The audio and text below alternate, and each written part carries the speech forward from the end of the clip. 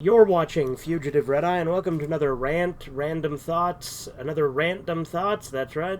And in this Random Thoughts, I wanted to talk about information. We live in the age of information, right? You can get news anywhere online at the click of a button.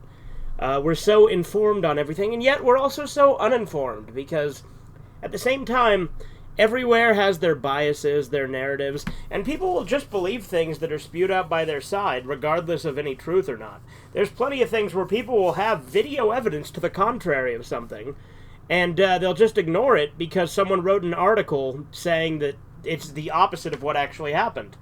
This is not uniquely a right or left issue. You do see it more on the left. I mean, look, I'm showing my bias here, but you do see it more on the left. But you see it you do see it just on the right as well.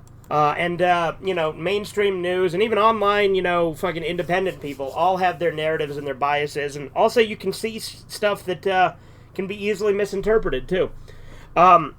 There's so much out there that it's hard to keep up. And another thing is you see a lot of revisionist history too. Some of which is probably true, some of which isn't, right? You know what I mean? There's a bunch of shit you hear because, first off, when we're taught in school, there's obviously a narrative with that, too, with what they teach us about history.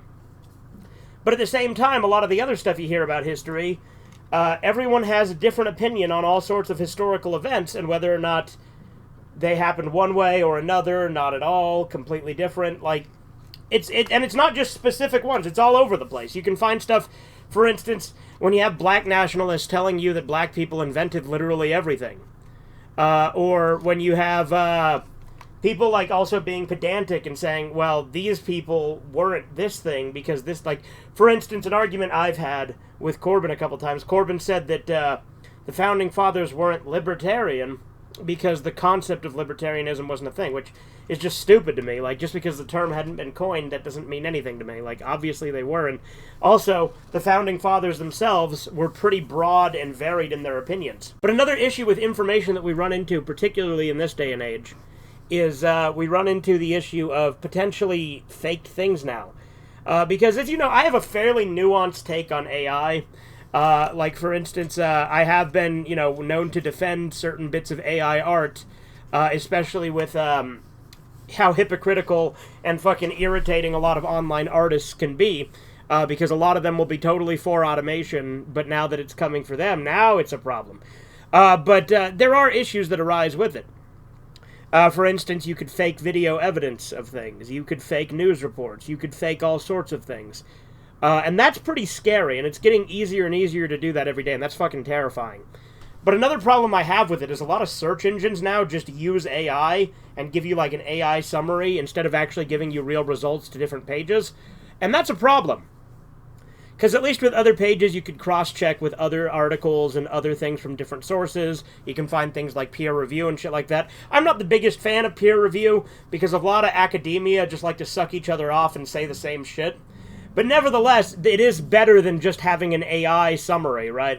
AI summaries can have their use and have their place, but it's pretty freaky that a lot of people will just take that at face value and believe it. Especially since, I've done my share of shit posts with ChatGPT for Corbyn's channel, and I know that ChatGPT can get shit wrong pretty easily, so I have no doubt that things like Google Gemini and things like that could easily get shit wrong too.